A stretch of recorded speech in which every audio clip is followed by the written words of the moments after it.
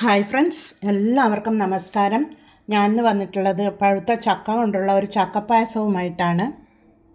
ഇതിനായി സ്റ്റൗ ചെയ്തൊരു പാത്രം വെച്ച് കൊടുത്തിട്ടുണ്ട്. അതിലേക്ക് പഴുത്ത ചക്കയാണ്. അത് ഞാൻ ഇതിലേക്ക് ഒഴിച്ചു.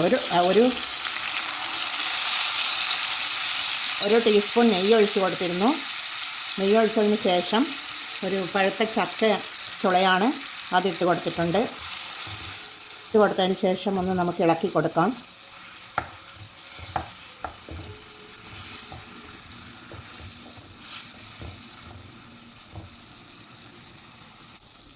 ശേഷം ഒരു തേങ്ങയുടെ രണ്ടാം പാൽ ഒഴിച്ചു കൊടുക്കാം.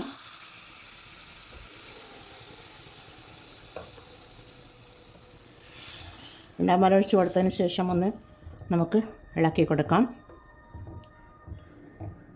ആ പാലിൽ ഈ ചക്കച്ചുളയൊന്ന് വെന്ത് വരണം.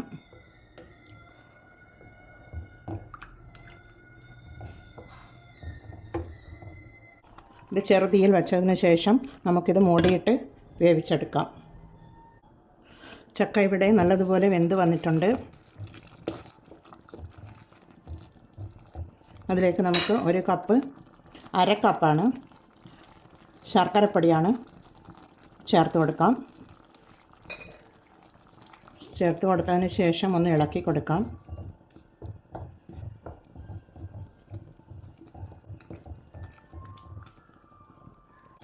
പിന്നീട് ഒരു ടേബിൾ സ്പൂൺ പത്തിരിപ്പൊടി എടുത്തിരുന്നു. അതിലേക്ക് കുറച്ച് രണ്ടാം പാൽ ഒഴിച്ച് കൊടുക്കുന്നുണ്ട്. അത് നമുക്ക് കലക്കിയെടുക്കാം. കട്ട കെട്ടാതെ കലക്കിയെടുത്ത് ഈ ചക്കയിലേക്ക് ഒഴിച്ച് കൊടുക്കാം. ഇതിലേക്ക് ഒഴിച്ച് കൊടുക്കാം.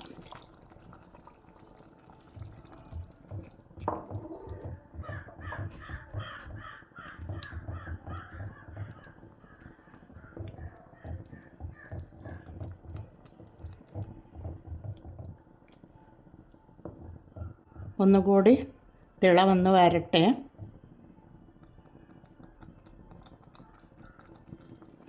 ഇതിവിടെ തിളച്ച് വരുന്നുണ്ട്.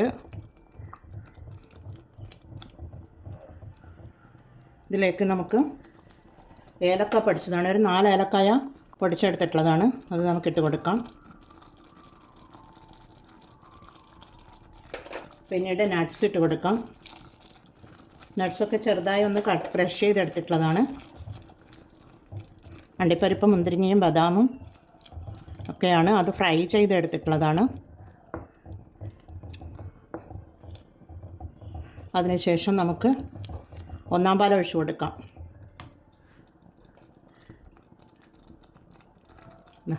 ഒരു കപ്പ് ഒന്നാം പാലാണ്. അത് ഒഴിച്ച് കൊടുക്കുന്നുണ്ട്. ഒന്നാം പാൽ ഒഴിച്ച് കൊടുത്തതിന് ശേഷം നമുക്കൊന്ന് തുടർച്ചയായി ഇളക്കി കൊടുക്കാം.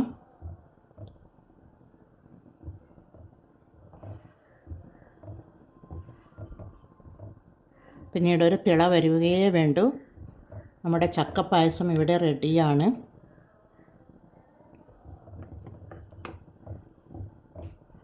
നമുക്ക് മധുരം ഒന്ന് നോക്കാം.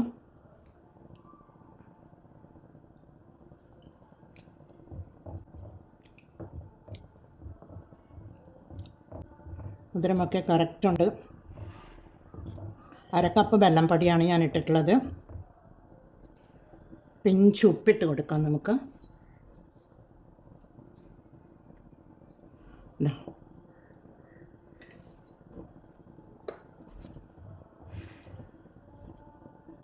ഇതിവിടെ തിളച്ച് വന്നിട്ടുണ്ട്. നമുക്ക് തീ ഓഫ് ചെയ്ത് കൊടുക്കാം. നല്ല ചക്കപ്പായസം, തേങ്ങാപ്പാലൊഴിച്ച ചക്കപ്പായസം ഇവിടെ നല്ല അടിപൊളി ടേസ്റ്റിലേക്ക് വന്നിട്ടുണ്ട്. നമുക്കിതിനെ ഒരു സർവിങ് പ്ലേറ്റിലേക്ക് മാറ്റാം. എന്നാൽ ഞാനിതൊരു സർവിങ് പ്ലേറ്റിലേക്ക് മാറ്റിയെടുത്തിട്ടുണ്ട്.